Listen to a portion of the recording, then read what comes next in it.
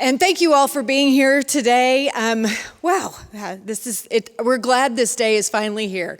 My name is AJ Griffin, and we are all here today to support improving our democracy by reforming our closed, exclusionary system of primary elections. We're also here to share some important news about the future of this effort and to outline our next steps. But before we get to that, you should probably know who I am. Again, my name's AJ Griffin. I'm a lifelong Oklahoman, fourth generation. I grew up on my family's farm in northeastern Oklahoma, little town called Adair. We called it the town on the way to the lake. Back in the day on the way to Grand Lake, it was the last stop for gas many years ago. I'm a proud OSU cowgirl, go Pokes. I'm a former educator and nonprofit executive, and today I am the CEO of the Potts Family Foundation. Along the way, I took a little stop and spent 6 years in the building over there, working for better policy for Oklahomans. And I've done a lot of different things in my career, but the through line has always been trying to make Oklahoma a better place for the next generation. It's what gets me up in the morning, and it's what worries me late at night whenever I'm unable to sleep. To do that, we have to pursue real solutions to real problems. And that means we have to start by identifying our problems. So let's start by talking about a couple of our problems in Oklahoma. Number one, we are disengaged from our politics. In November of 2020 and November of 2024, just a few days ago, Oklahoma's voter participation was last in the nation. That's indicative of something that is very wrong. Secondly, the elections that most people participate in, our November general elections, they don't really matter. Yes, we just had a consequential presidential election. Did anybody pay attention to that one? I know I did. But in November, the elections are actually of little consequence most of the time. As an example, 86% of Oklahoma federal, state, and county offices either had no general election at all in November, or the one election that was held was inconsequential because there were not representatives from the two major parties. Only 6 of 77 county sheriff's elections had members of both parties on the ballot in November. And in fact, before the November elections, every single seat in the state legislature that was held by a Democrat before November 5th was held by a Democrat after November 5th. And every single seat held by a Republican stayed Republican. So if the November elections don't really matter, which do? The answer, of course, is the primaries in June and August.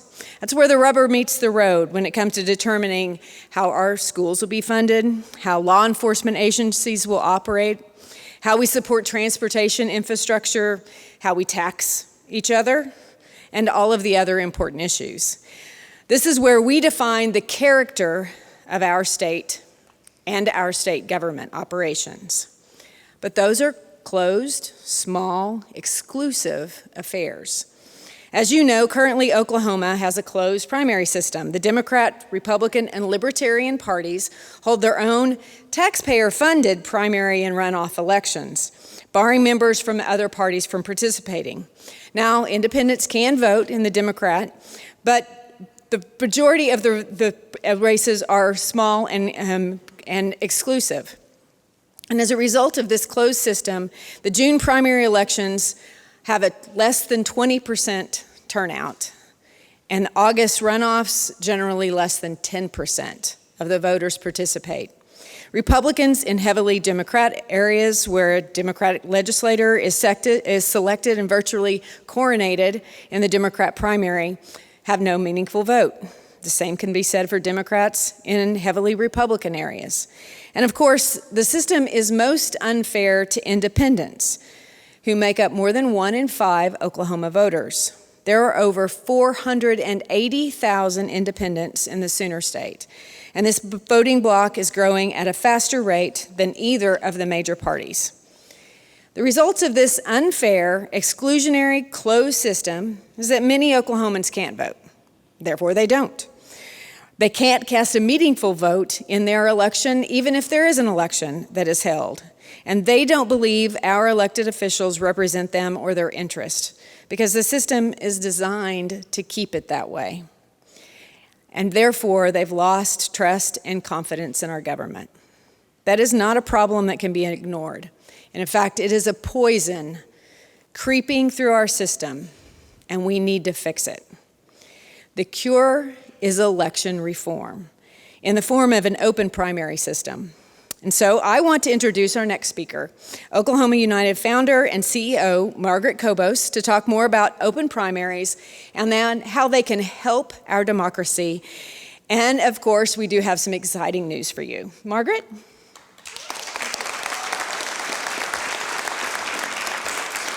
Thank you, AJ, and thank you, AJ, for your service to the state of Oklahoma and Oklahoma families. I appreciate that.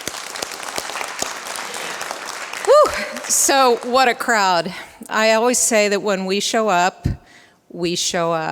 and you have proved, that happens every single time. When I pick up the phone and when I email, I am finding you, and that gives me strength, and it gives all of us strength to go forward. So I thank you for being here today. You all represent thousands of Oklahomans, friends of Oklahoma United, who have joined you in a search for an answer that is going to bring Oklahoma forward with consensus-driven government. Maybe you found us after reading an article, or you heard an interview on the radio, or you were in my living room, or you were on the corner outside my house and I pulled you in, because I've done it all. And our group has produced amazing events, the Tulsa State Fair, countless Common Sense Club meetings in homes. Where you are, we want to be. And we want to bring you all with us, and we thank you again for being here. Every single one of you cares deeply about doing the right thing for yourself and your children and our state. And I want to just take a minute to thank you. If you'll just stand up and applaud yourselves, I really would appreciate it. Thank you. So, as AJ said, thank you so much. As AJ said, I am the founder and the evil genius behind Oklahoma United. And I just want to say that, we're going to talk about how we got here today, but first I have the privilege of giving you some news. Yesterday, late afternoon, 3 committed Oklahomans filed a citizen petition with the Oklahoma Secretary of State. It is proposing a constitutional amendment, and the proposal, when passed by a vote of the people, will end our state's closed primary system, and it will be replaced with an open primary system in which all lawfully registered voters will be able to vote in all elections. Thank you.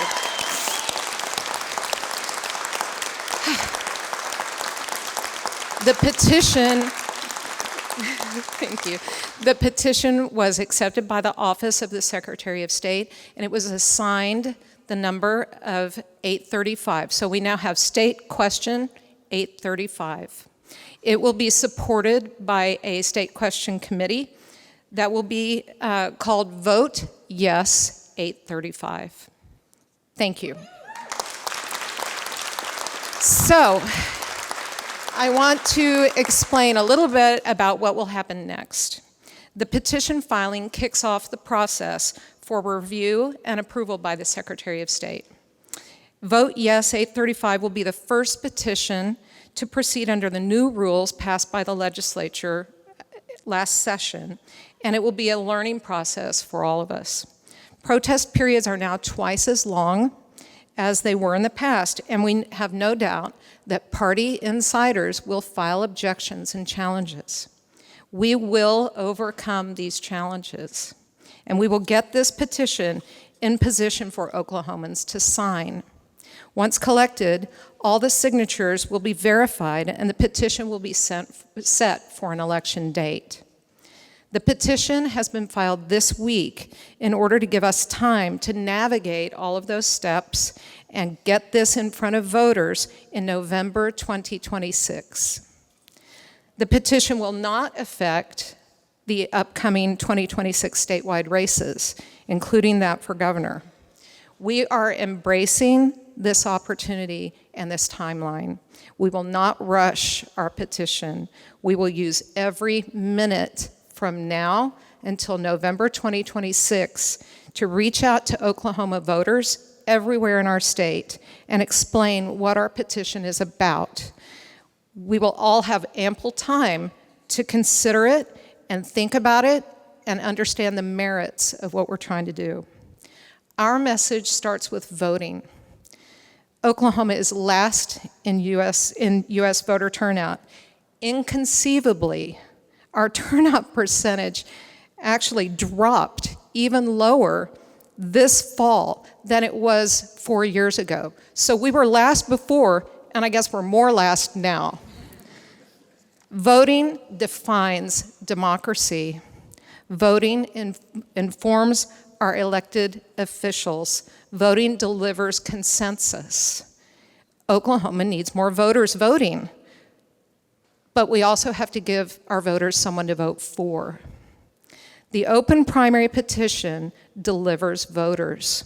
The fastest growing group of voters in Oklahoma, the nearly 500,000 taxpayers registered as independents. Independents have been systematically excluded from voting in closed primaries, and we need to fix that, and this petition does it. Even better, under the open primary proposal, we will guarantee that all Oklahoma voters will have a voice and the right to choose the best candidate for the job in every statewide race, regardless of how you are registered or the candidate is registered, Republican, Democrat, Libertarian, or Independent. Simply put, all voters will be included. All voters will matter. All voters get more choices. Candidates will compete, and they are accountable to all of us. So all of this to say, this is the start of a movement we've been talking about here in Oklahoma for years. The effort to bring an open primary to our state is real. It's happening now. Thank you.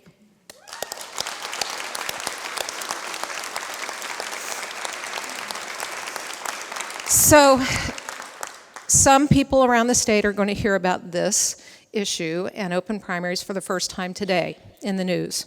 So I want to walk through an example or an illustration of what it will feel like when we have an open primary.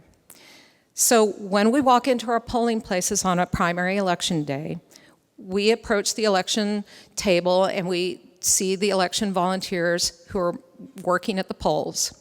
We give them our ID, same as always. But here's where it gets different. We no longer have to tell anyone how we are registered. There is one table, one voter list, one ballot. Every voter is treated the same, no matter how you're registered in a party or not. We take a ballot. All candidates are listed with their party affiliations. We vote for the person we think is best for the job in every race, no matter how we are registered. And for the first time, all Oklahoma voters will be able to vote in every contested primary race. The two candidates with the most votes will go on to the general election. And of course, the candidate with the most votes in the general election wins. If this sounds familiar, it should, because that's how we voted in high school. And that is how we vote in every single town and city in the state of Oklahoma today. This is an Oklahoma solution to an Oklahoma problem. So before we hear from one of our courageous petitioners who stepped forward to take this on himself and put his name on that petition, I want to say something about how we got here today. This petition is not something that was cooked up elsewhere. It didn't emanate from Washington, D.C., we came up with this ourselves, kind of at my kitchen table. So in 2017, however, the Oklahoma Academy for State Goals studied and unanimously endorsed a top 2 open primary, even conducting at that time a poll, which proved strong support for very close to the policy that we're proposing today. Since then, many political figures in Oklahoma have been advocating strongly for this system. Mayor David Holt, Mayor G.T. Bynum, many other local mayors and state legislators have all been talking about this and thinking that someone should move forward with it. The conversation about our primaries, our low voter turnout, and giving all voters a voice has been constant for many years here. In 2021, almost 4 years ago, I founded Oklahoma United to find a way to improve voter engagement and enable responsive, consensus-driven government. Since then, our advocates, partners, interns, and many, many dozens of volunteers have helped us build more awareness about open primaries. We have been laser focused on Oklahoma's last in U.S. turnout in voter participation, why it matters, and what our options are to repair trust in government. We have held town halls, panels, burger nights, church group meetings, study groups, festivals, fairs, clubs. We've been everywhere. We've taken our cocktail napkins to many, many places, and we are really proud of the work that we've done.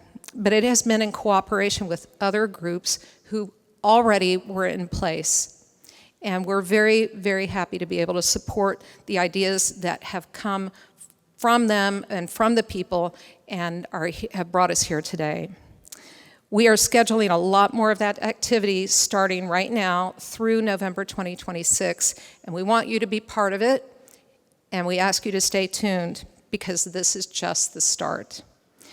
And so once again, I just want to thank everybody for showing up and being present and taking the interest in making Oklahoma the place where we want to be and we know our children want to be. Thank you so much for being here, and I'm going to turn this back over to AJ.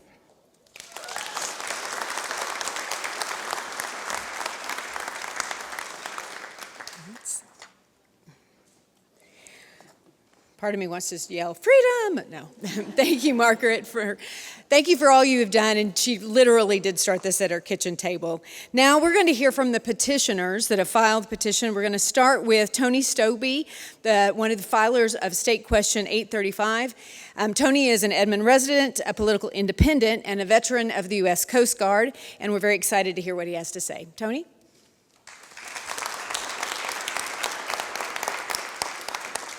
Thank you. Thanks for being here. It's really exciting to see such support for our initiative petition. As AJ said, I'm Tony Stobbe. I live in Edmond. I moved there in 2022 after a 20-year career in the Coast Guard. What brought me to Oklahoma was the gravitational pull of grandchildren. I want to take a moment to recognize our 2 other petitioners. Yvonne Galvan is not here with us today. Unfortunately, she's not feeling well, but she's a nonprofit worker from Oklahoma City. And Kenneth Stetter is here. Kenneth is a Tulsa resident and a retired pediatrician. So the 3 of us, what we want to do is replace closed partisan primaries with an open system. And I want to start by telling you very simply why I believe in this, and then I'll give you a little bit more background. Over half of military service members, active duty and veterans, don't affiliate with a political party. They're independent, like me. And in Oklahoma, that means we don't get to vote in the election that matters. It really is as simple as that. When I moved to Oklahoma, I admit I didn't know what to expect from the Sooner State. I spent 10 years of my life at sea.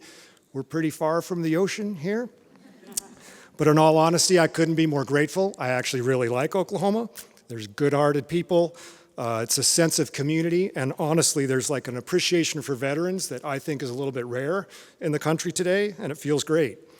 But when I registered to vote, I did what I always have done and didn't affiliate with a party, and found out later that that meant I didn't get to vote in the primary. Really? So I've been told I have to pick a side. before I even get a chance to see the candidates in order to vote in the most meaningful election. Frankly, this seems highly undemocratic, not very American, and it really doesn't make any sense. So I'm not going to dive in deep today about why I choose to be an independent, but I hope you can understand it really is, to me, a patriotic decision. As a commissioned officer, I took an oath to support and defend the Constitution of the United States of America. For me, it was a little easier to do that if I wasn't wearing a color of a uniform. But I have no problem with veterans or military people who do choose to do that. That's fine, that's their legal right. But for me, it was just easier to do it as an independent, so I've been doing it for quite a while. And I'm not alone, because in addition to the over half of veterans and military community who are independent, there's a surge in the United States of people who are not affiliating with a political party, particularly among our youth. Independents, as you've heard, are the fastest growing bloc in Oklahoma. So you can see it's not just about me, and it's not about the people in the room, it's bigger than us. And the current system that we have in place says to me and numerous others, your opinions don't matter. It doesn't matter that you've served your country, it doesn't matter if you're the future of this country, it doesn't matter how many of you there are. And to add insult to injury, my taxpayer dollars and your taxpayer dollars pay to fund the very election that I can't vote in. It's time to fix this.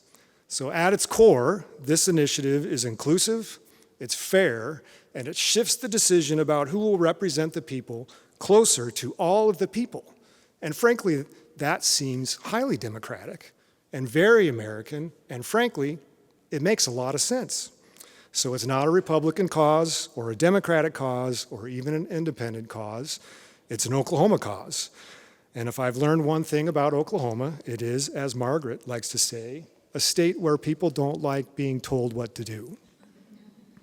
So it's time to make the change, deliver meaningful reform for this generation of Oklahomans and all the generations that come after us. And so I hope that you will join me in supporting State Question 835 as we work to gather the signatures that we need to get this issue to a vote of the people in November 2026 and make history. Thank you.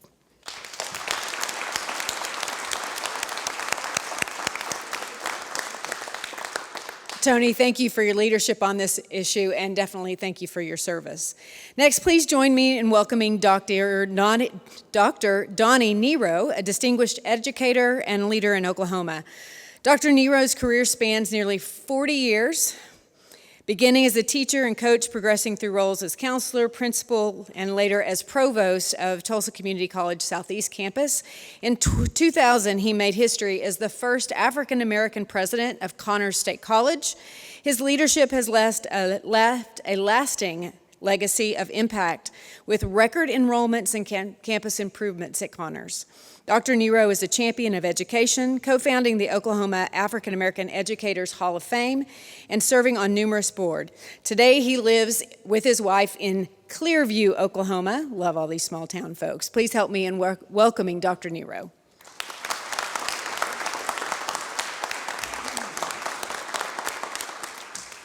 Good morning. It is a privilege to be here this morning, all the way from the thriving metropolis of Clearview, Oklahoma. We're one of the original 13 historical black towns in Oklahoma. We'd love to see you. But thank you for having me today. It's a privilege to stand before you this morning to discuss this voting system, which is very inclusive to many in the state of Oklahoma. I come here as an educator, rural Oklahoman, and a grandfather. And I've spent many years working with young people, and now my grandchildren who are old enough to vote, I have to convince them that the system that we have in place today works. I've seen the ways in which many feel disillusioned about the system that is in place. Our young voters, those who are just starting out in this democratic process, they often feel that their voices don't matter, especially in this closed primary system that we have in the state of Oklahoma. So I want my former students, those who I pray that I have influenced, I want them and I want my grandchildren to understand that they can make a real change in the state of Oklahoma. We can do that by embracing the simple, powerful idea that we're discussing this morning, a unified ballot that allows every registered voter the opportunity to participate in every election. A unified ballot system gives every voice a chance to be heard, and it shows the young people that democracy really works in Oklahoma. And right now, the closed primary system that we have is telling a whole generation that they really don't matter, that their voices really don't count, that they have no stake in the choices that affect their lives. And as a rural voter, I also feel the weight of the system doesn't really always value or understand the rural voters of Oklahoma.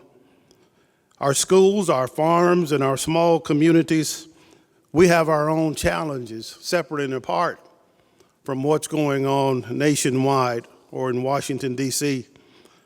But our closed primary system consistently pushes elected officials to ignore, in many cases and times, the issues that we face in rural Oklahoma.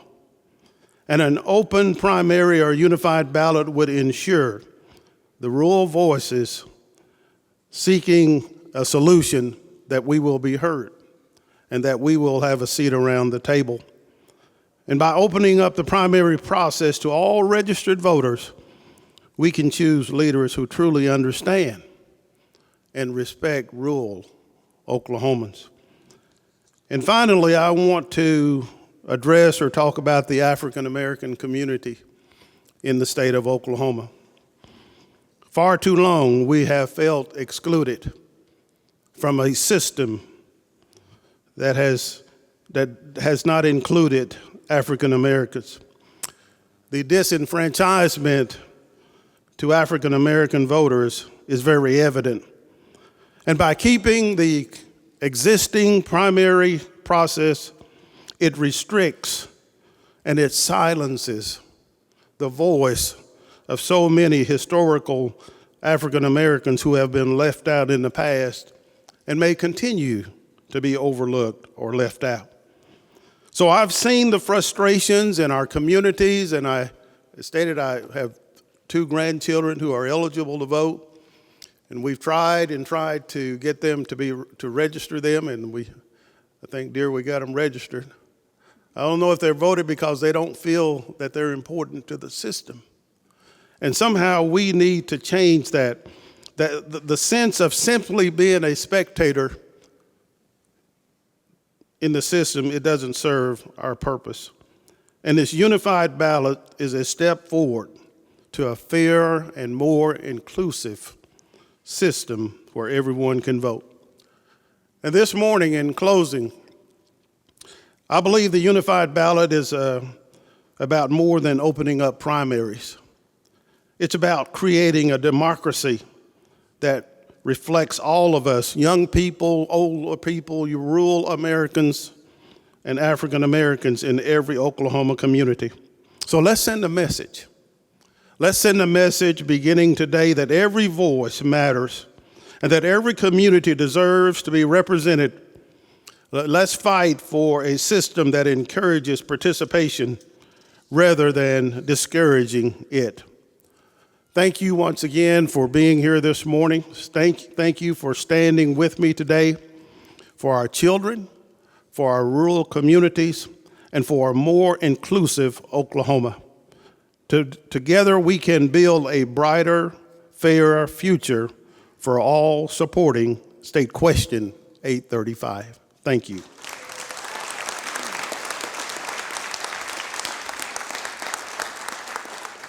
Thank you, Dr. Nero, for sharing with us. We appreciate your service and your passion for the next generation of Oklahomans. Next, we will hear from the president and CEO of the Oklahoma Academy, Julie Knudsen. The Academy's mission is to raise awareness of the issues, provide nonpartisan evidence-based research, and hold space for civil discourse and consensus building. They've been helping to generate constructive public policy since 1967. Welcome, Julie Knudsen.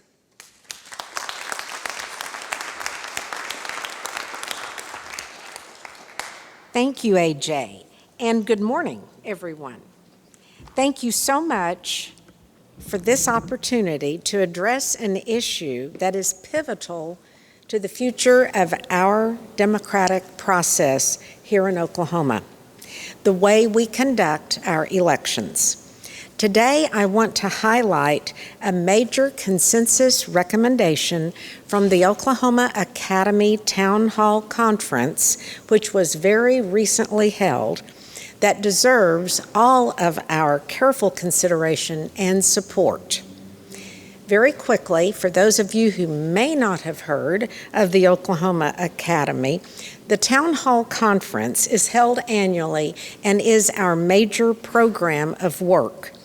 From a pool of nominees, many Oklahomans are selected to participate that socio-demographically and statistically represent Oklahoma's population. They spend 3 days very collaboratively and, importantly, very civilly discussing the topic under focus. And ultimately, they create a set of consensus findings and recommendations aimed to benefit all Oklahomans, better the state, and provide solutions for the problem under focus. October 27 through 30, the Academy Town Hall Conference focused on the effects of polarization. The title was Politics, Primaries, Polarization, but what about the Oklahoma people? A similar town hall, as Margaret mentioned, was held in 2017, focusing on voters and the election system. Many excellent recommendations resulted from that town hall, and several have been implemented, but the top recommendation to this issue was to move Oklahoma from a primary that is closed to a top 2 open primary system.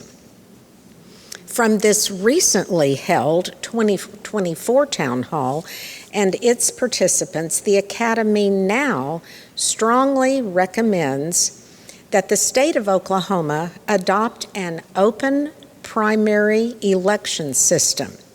The system would have 2 key components.